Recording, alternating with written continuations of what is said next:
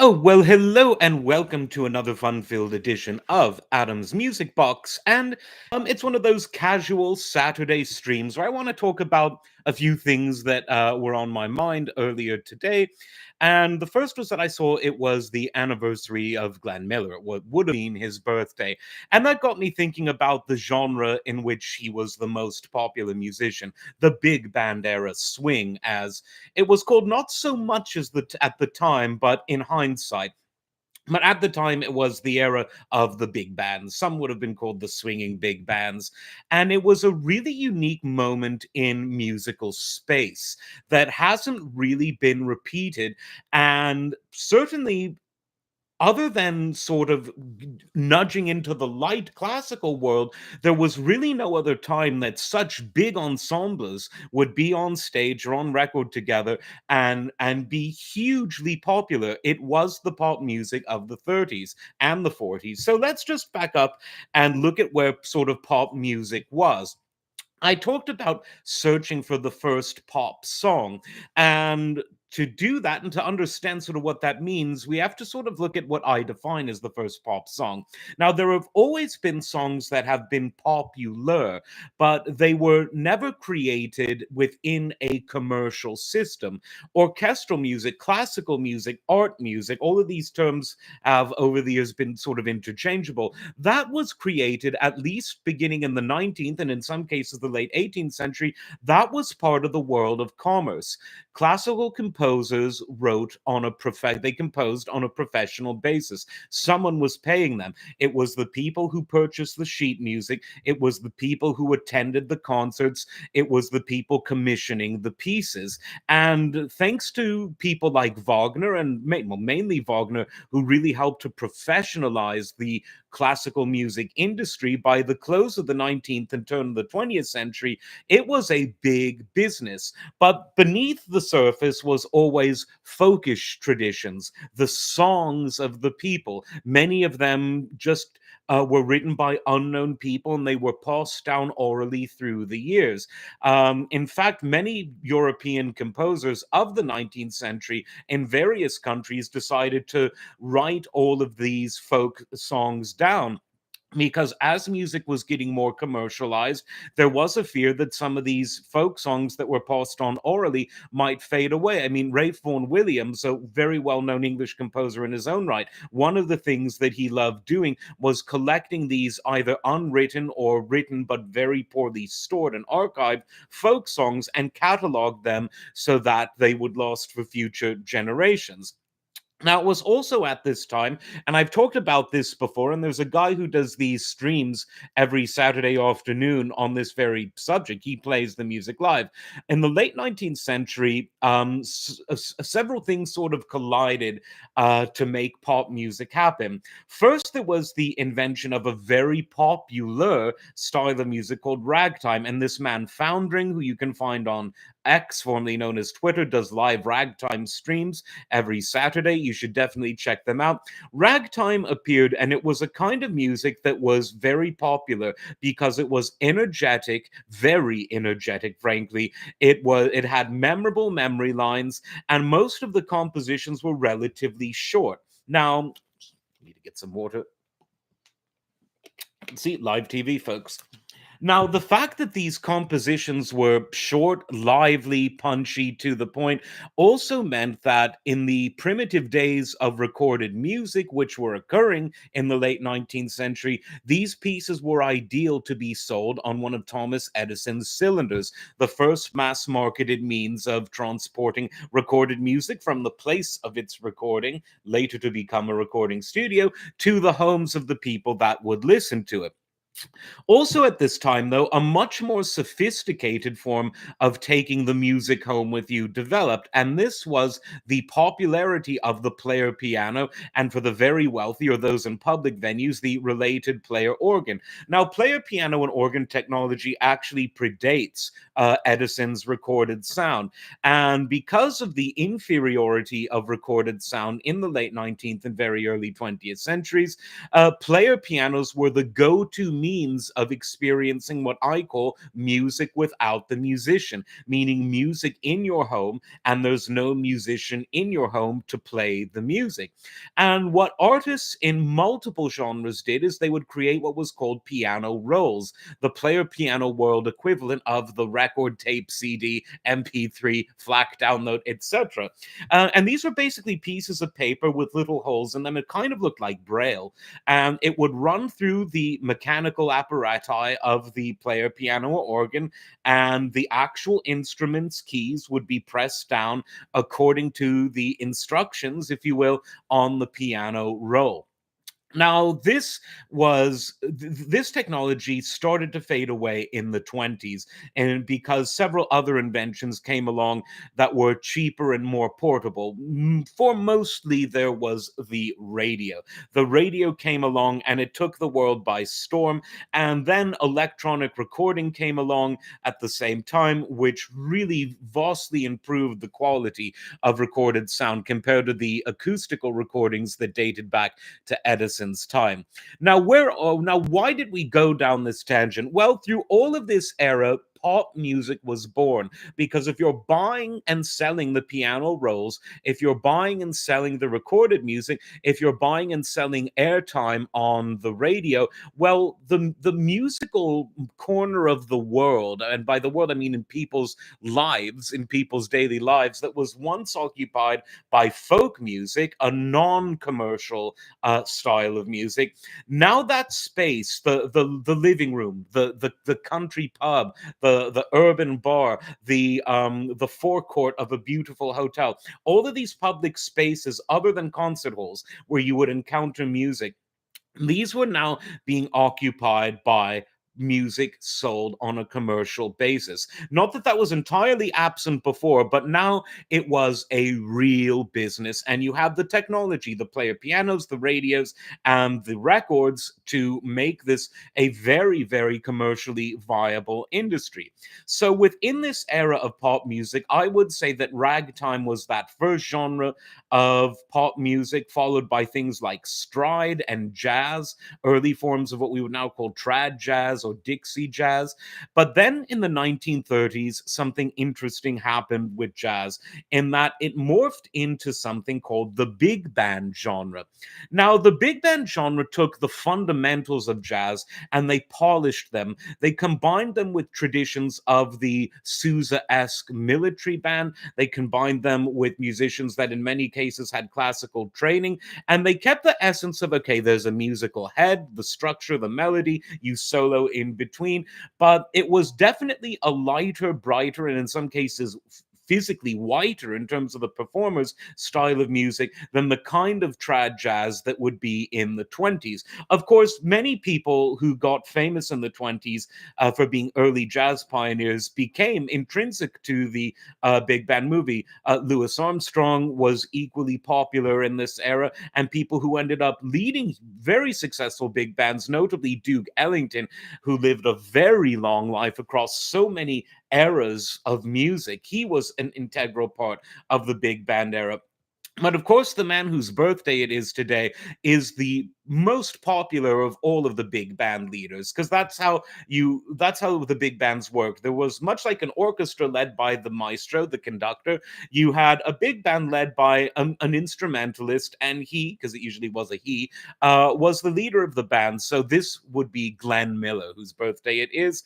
Wonderful trombonist, wonderful arranger, and he had so much success. Even if you're not familiar with the titles of the songs he made famous, you'll know the melody, In the Mood, da da da da da da da da da da da. You've heard it a million times. It's been licensed for commercials, for movies, for television, for everything. He also did the wonderful ballad Moonlight Serenade, Chattanooga Choo Choo. His version of that became huge. American Patrol, Tuxedo Junction, the list goes on. So famous. And he wasn't the only one. You had Benny Goodman, who did, his huge song was Sing Sing Sing, absolutely huge. Great members of the band like Gene Krupa, the first superstar drummer. There would be no anyone. There would be no John Bonhams. There would be no Art Blakey's. There would be no anyone without him, because he made the drums respectable, commercial, and everyone wanted to play them. And he was in Benny Goodman's band. Duke Ellington, as I said, got bigger and bigger in this era. Count Basie, who outlived the era in terms of his popularity and his musical evolution, but Count Basie's orchestra was huge. Now, when I say orchestra, it's not in the traditional classical or European sense. These are bands, big bands, but they called themselves orchestras. So it was a big band, but the name of the big band was the Glenn Miller Orchestra. I hope that's not confusing any people. I know that IQs have gone down a bit since the 1930s, but we're all doing our best to keep up, least of all me.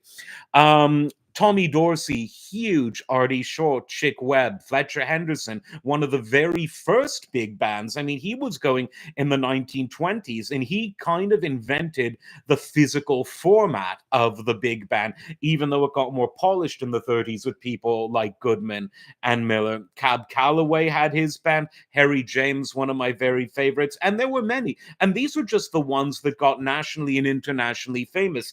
Every city had their own big bands, in the same way that in the 70s and 80s every garage had a band, in the same way that that everyone in the 90s wanted to be a rapper, in the same way now everyone wants to be on OnlyFans, which has kind of replaced music as our way of communicating. How sad, or is it? I'll let that be up to you. I don't want to decide for you.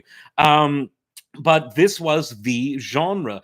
When I was thinking about this stuff, it occurred to me that this was probably the first and maybe the last time that instrumental music was as common on the pop charts. They didn't literally chart the music. That came in the 40s, but we'll just call it that for the sake of ease.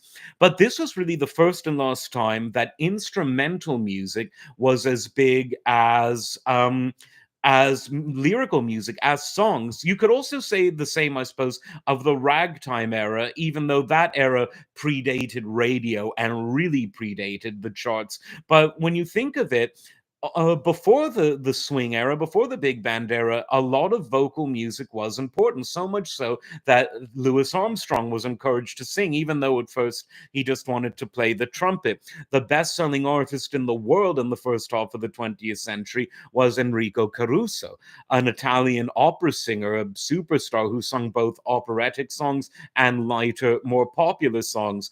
But these songs of the big band era, things like In the Mood, Sing, Sing, Sing, these songs that everyone knew and a lot of people still know. Again, you've probably heard it in a movie or in a Netflix special or as background music to something so many times. And these were instrumental numbers. Now, don't get me wrong, the big bands did feature vocalists. Frank Sinatra got his start in the Tommy Dorsey band, but the vocalist was always sort of the feature as opposed to the real holistic thing. The bands themselves were the superstars, and some of their very biggest hits were these instrumental numbers. Now, what happened to the big bands? Well, the big bands were very costly to operate because it costs more to pay 10 or 12, some were even bigger, 15 musicians, as opposed to, 3 or 4. It's basic mathematics. But the big bands arose in the 30s when there was a terrible depression and musicians needed the work, and they were willing to settle for less pay and be part of large ensembles as a result of that. So weirdly, the depression actually allowed the big bands to grow because the members of the bands weren't really in any position to collectively or individually bargain.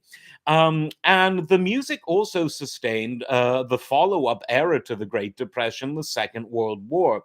The Second World War helped the music become international because as American servicemen went overseas after December 7, 1941, they took the music with them. And people throughout the world, in Europe, in parts of Asia, they really tended to fall in love with this music. And as a result, big bands started to spring up globally.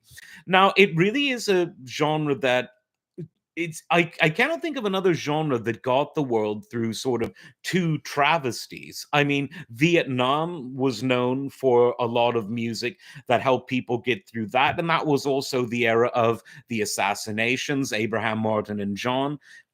Think of songs like that. The 70s, well, the economy wasn't so great, but everything else was.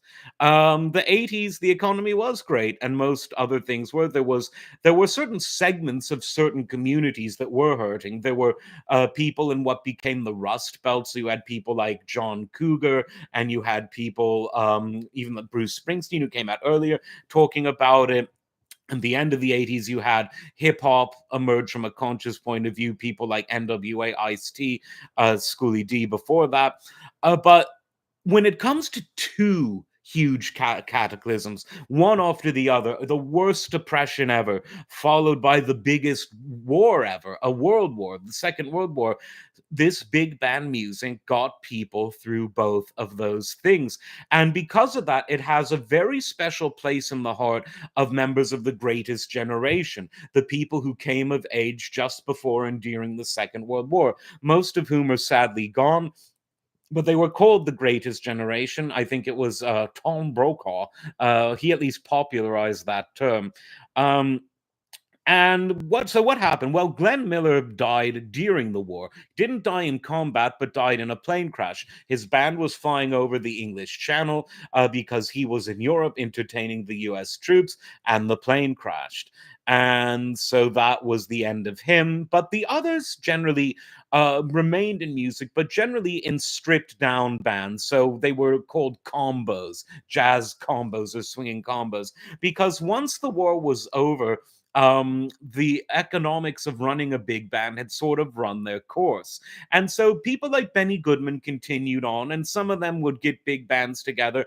And there have always been big bands. Buddy Rich would lead big bands long after this era into the 70s and 80s.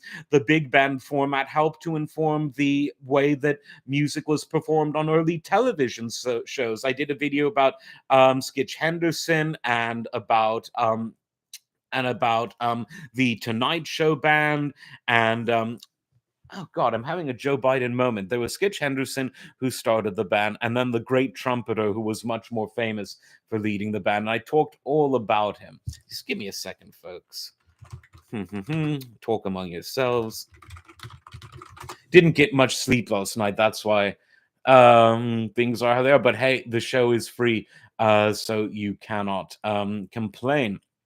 Doc Severinsen, of course. Again, and I love Doc. I've got so many of his albums. So, but I think we're still allowed to have Joe Biden moments once in a while. So that big band format continued to inform things like the way that music was performed on television. But the era of the great big band symbolically, but in many ways, even specifically ended when Glenn Miller's plane dove into the English Channel.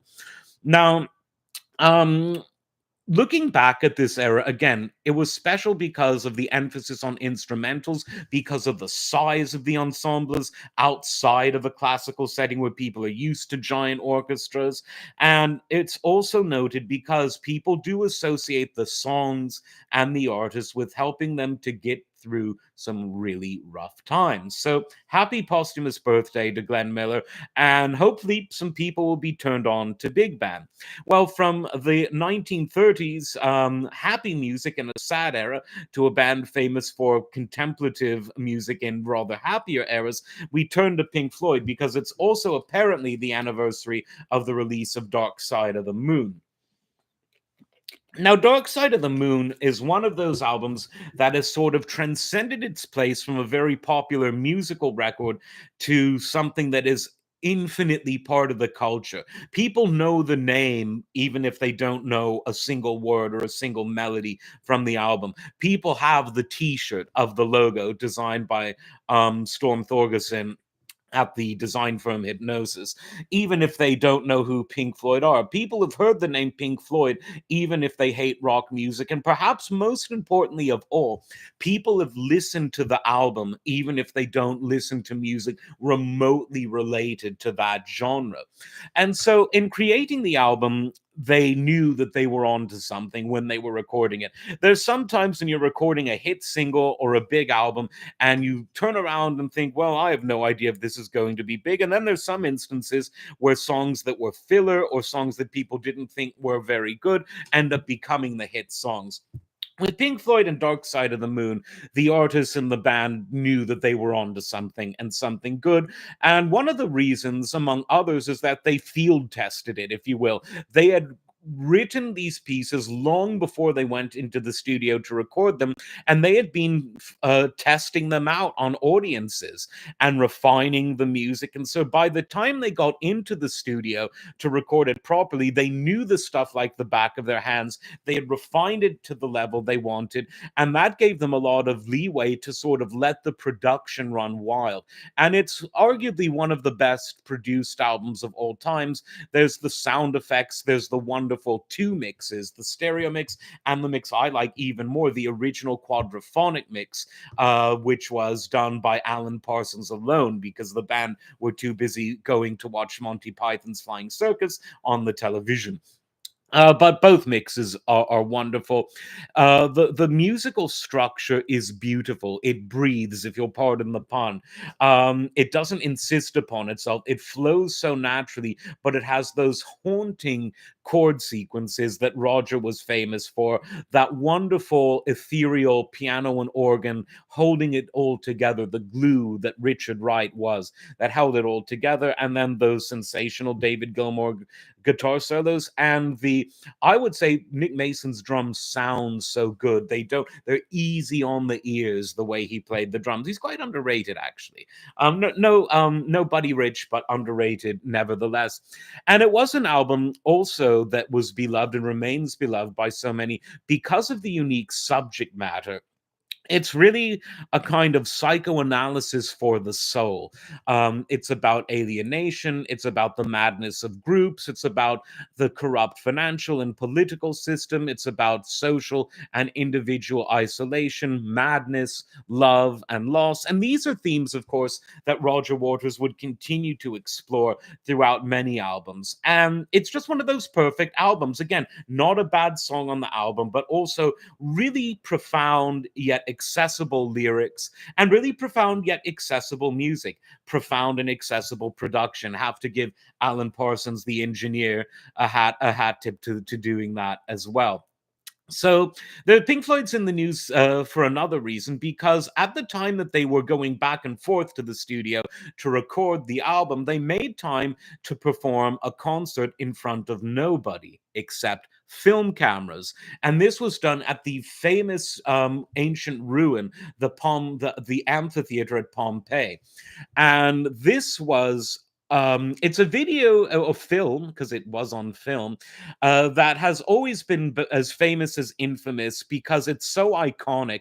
Adrian Marvin, the director, got such unique shots, and so much of it's been parodied in the music videos of others. It's been parodied on cartoons. People have tried to restage it. You know, the iconic row of amplifiers where the camera's on a track filming them, the weird close-ups of people's mouths and a shirtless David Gilmour, and Roger Waters howling with "Careful with that axe, Eugene." Nick Mason being shown far too much on one of these days because I think it was the only camera they could get good lighting with, or something like that. And just the entire atmosphere of the band in Pompeii, the cutaways of them walking around in Pompeii.